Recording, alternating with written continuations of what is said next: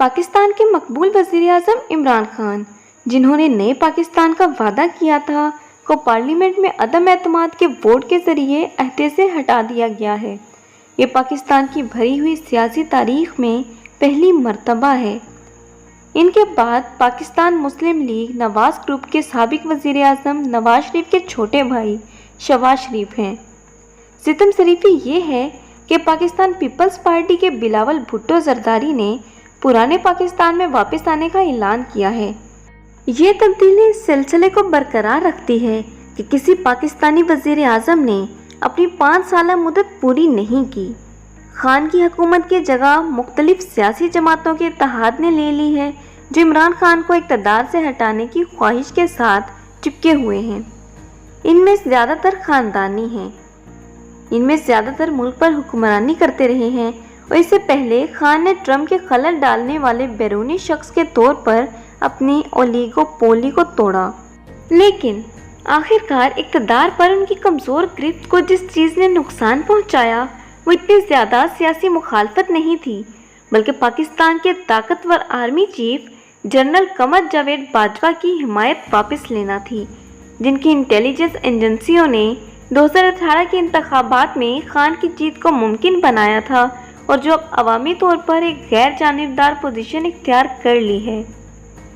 اس سے اپوزیشن کی حوصلہ افزائی ہوئی اور عمران خان کی پاکستان تحریک انصاف کے اندر کھلے عام ٹوٹ پھوٹ کا باعث بنی، جو پہلے ہی اندرونی اختلاف کی وجہ سے ٹوٹ چکی تھی۔ خان اور فوجی بد انتظامی ناکامی سے دوچار تھی، کیونکہ اس نے پاکستانی نوجوانوں، ریٹائرڈ فوجیوں اور یہاں تک کہ اس نسل سے تعلق رکھنے والے نوجوان فوجی افسران کے لیے اپنی سمجھی ہوئی اپیل کی بنیاد پر خود پر زور دیا، جو خان کو ورلڈ کپ جیتنے والے کرکٹ ہیرو کے طور پر جانتے تھے۔ 1992 میں پاکستان کے لیے خان عمر رسیدہ پاپ آئیڈیل نے ملک کے غالب آبادی، اس کے نوجوانوں کی تخیل کو اپنے گرفت میں لے لیا۔ 23 سال کی درمیانی عمر کے ساتھ 220 ملین سے زیادہ کی آبادی کا بیشتر حصہ نوجوانوں کے زمرے میں ہے۔ عمران خان نے اپنی 2018 کی فتح کو فوج کی مدد سے حقیقی انتخابی مینڈیٹ کے ساتھ سلجھایا۔ پھر بھی ان کی اتحادی حکومت تھی جو اتحادیوں پر منحصر تھی، جنہوں نے آخرکار اسے چھوڑ دیا۔ اس سے قبل جہانگیر ترین اور علیم خان جیسے امیر تاجروں کی سرپرستی کی مالی اور سیاسی مدد سے اس نے نام نہاد الیکٹ ایپلز کے ایک جیتنے والے امتزاج کو اکٹھا کیا، جو خود پاکستانی سیاست کے ممبر اور پروفیشنل ٹرنٹ کوٹ تھے، جو ہمیشہ کودنے کے لیے مشہور تھے۔ جیتنے والی پارٹی کا بینڈ ویگن۔ اس عمل میں خان نے اپنے کٹر پی ٹی آئی حامیوں کو الگ کر دیا۔ وہ کسی مربوط یا مربوط پروگرام کے بغیر اقتدار میں آیا، بجائے اس کے کہ ان نعروں پر بھروسہ کیا جائے جو ریاست مدینہ کی طرف اشارہ کرتے ہیں اور ایک اسلامی فلاحی ریاست کا وعدہ کرتے ہیں، جیسا کہ پیغمبر اسلام نے قائم کیا تھا۔ انہوں نے ذاتی طور پر ماضی کے خاندان سیاست کے ساتھ ایک وقفے کی نمائندگی کی، حالانکہ ان کی پارٹی خاندانوں سے چھلنی تھی، اور ان کی ذاتی ساکھ کے بدعنوان ہونے نے انہیں نوجوانوں اور شہری اشراکیہ پر فتح حاصل کرنے میں مدد کی۔ لیکن بہت جلد وہ ان الزامات کا نشانہ بن گیا کہ اس نے اپنی نئی حاصل کی ہوئی بیوی، ایک روحانی رہنما جس سے اس نے شادی کرنے سے پہلے مشورہ کیا، براہ راست اور اپنے دوستوں اور سابق شوہر اور اس کے خاندان کے ذریعے رشوت لینے کی اجازت دی۔ کووڈ-19 وبائی بیماری اور عالمی افراط زر نے دیگر چیزوں کے علاوہ اس کی معاشی پریشانی میں اضافہ کیا۔ اس نے کووڈ کی صورتحال کو بہت اچھی طرح سے سنبھالا، لیکن پاکستان کے زر مبادلہ کے ذخائر میں 2 ماہ کی درآمد میں شدید کمی واقع ہوئی۔ $6 بلین کا IMF پروگرام مؤثر طریقے سے معطل کر دیا گیا۔ براہ راست غیر ملکی سرمایہ کاری میں کمی آئی۔ ایندھن اور خوراک کی ملکی مہنگائی 15% تک پہنچ گئی۔ قومی انتخابات کے اگلے سیٹ سے قبل انتخابی مہم میں اس کی فلاحی اسکیموں کو فنڈ دینے کے لیے خسارے کی مالی اعانت وسائل کی نالی بن گئی۔ اسے بڑھتے ہوئے مالیاتی اور کرنٹ اکاؤنٹ خسارے کا سامنا کرنا پڑا اور پاکستانی روپیہ ڈالر کے مقابلے میں گر گیا۔ यूक्रेन पर रूसी हमले के नतीजे में आलमी कोविड वबाई बीमारी और आलमी अफरात-ए-ज़र ने इसकी मौशी परेशानी को बढ़ा दिया। खान ने इक़्तिदार पर अपनी गिरफ्त बरकरार रखने के लिए इन मुश्किलात के खिलाफ जदोजहद की, यहाँ तक कि फ़ौज के साथ इसके ताल्लुकात ख़राब हो गए। इसने अपनी मुश्किलात में इजाफा करते हुए मज़लूमियत की दास्तान पेश की, जिसमें इन्हें इक़्तिदार से हटाने की अमरीकी चालों का हदफ था। वाशिंगटन डीसी में इनके सफ़ीर की तरफ से महकमा खारजा के एक सीनियर अहलकार की तरफ से धमकी के बारे में रिपोर्ट का हवाला देते हुए ये ख़त इसने अवाम में शाया किया। इसके मंदरजात को जाहिर किए बगैर इस्लाम के चैंपियन के तौर पर इसके खिलाफ साजिश का सबूत बन गया। अमेरिका के साथ ताल्लुकात मज़ीद ख़राब हुए। आने वाले हंगामे ने फ़ौज को भी घबरा दिया, जिसके नतीजे में आर्मी चीफ ने अमेरिका के साथ पाकिस्तान के ताल्लुकात की अहमियत को अवामी सतह पर ऐलान किया। पाकिस्तान में ज़्यादातर सिविलियन हुकूमतों की तरफ से जो क्लैश चल रहा था वो ये है कि हम एक ही सफ़े पर हैं फ़ौज के साथ। कभी कभी फ़ौज इस जामगोई में जवाब देती है। हकीकत ये है कि वो एक ही सफ़े पर हो सकते हैं लेकिन मुख्तलिफ किताबें पढ़ रहे हैं। खान की किस्मत पर मोहर उस वक्त लग गई जब इसने बाजवा से रिश्ता तोड़ लिया। वो कई मामलात पर एक दूसरे से अलग हो चुके थे। इक़्तिसादियात और तजारत एक मसला था। बाजवा ने इलाकाई राब्तों को देखा, बशमूल भारत के साथ तिजारत, इक़्तिसादी तरक्की, इक़्तिसादी पाई को बढ़ाने के लिए बहुत अहम है।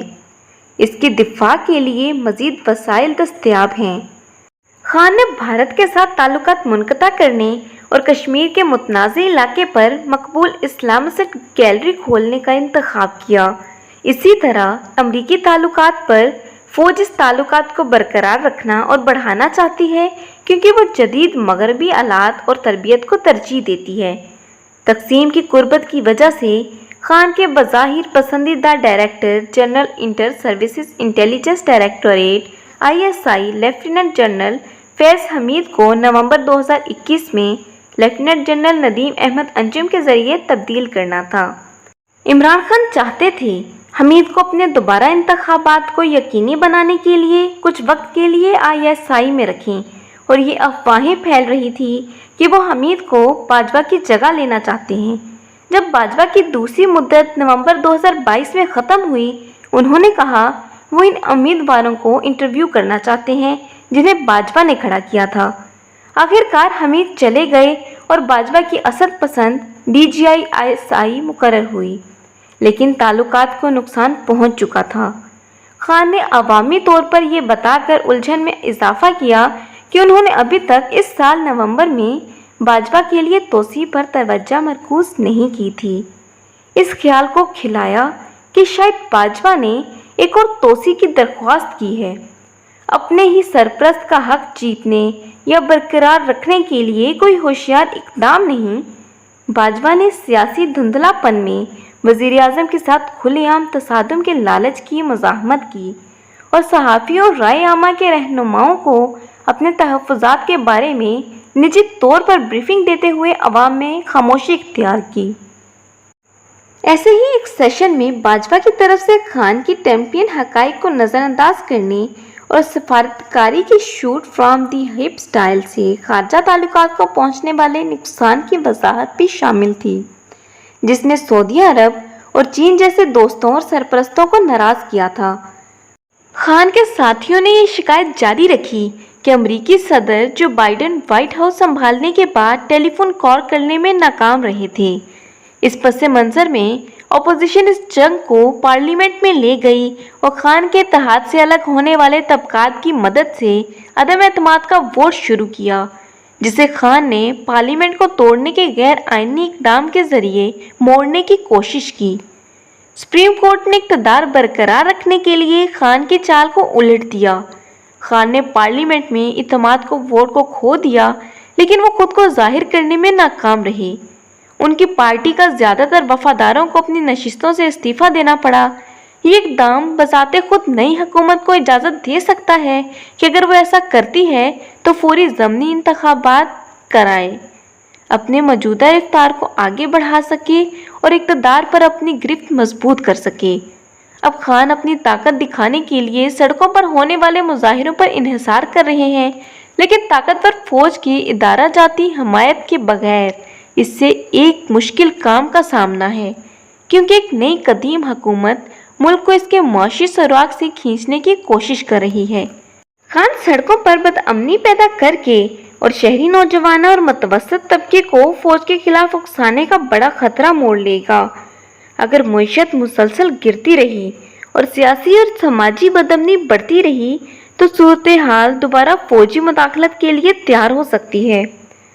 माजी के फौजी हुक्मरानी के तजुर्बे के पेश नज़र ऐसी चीज़ नहीं जो ज़्यादातर सोच रखने वाले पाकिस्तानी और ना ही समझदार फौजी कमांडर चाहते हैं।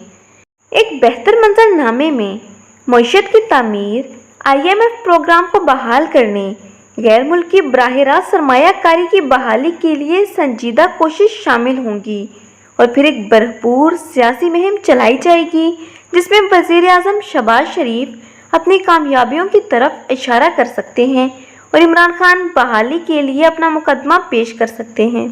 वज़ीर आज़म शहबाज शरीफ पंजाब में काम करवाने में शोहरत रखते हैं। अभी इसके पास एक बड़े स्टेज पर परफॉर्म करने का मौका है। पार्लियामेंट में उनकी पहली तकरीर ने तकसीम नहीं बल्कि कम ताकत रखने वाले सूबों को साथ लाने का सही इशारा दिया। दरे असना पाकिस्तानी अवाम की राय के पैमाने पर उंगली उठाए बगैर एक नए सरबराह के तहत आज़ादाना और मुनसिफाना इंतखाबात के लिए सिक्योरिटी फ्राहम करने के लिए फ़ौज पर नज़र रखेंगे।